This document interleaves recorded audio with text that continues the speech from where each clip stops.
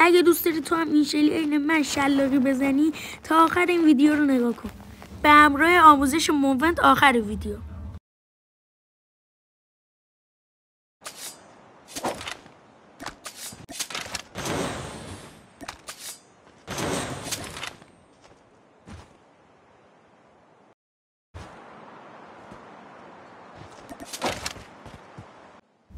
موونت اول جامپ اسلاید جامپ اسلاید جامپ اسلاید شات هم میریم میزنیم. نه موونت این یک، موونت دو فقط پریشه،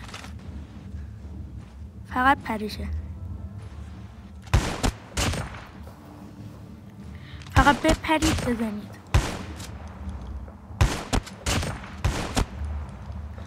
موونت شماره 3 اسلاید بک، اسلاید به سمت عقب. این شکل خیلی خوبه. موونت بعدی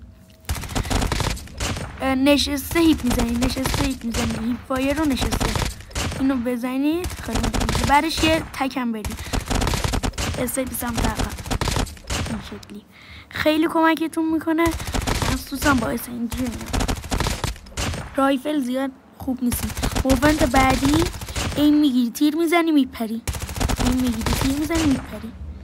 همین شکلی که من دارم انجام میدم شما انجام بدید پرو پلیر بشید. نها کنید. موونت بعدی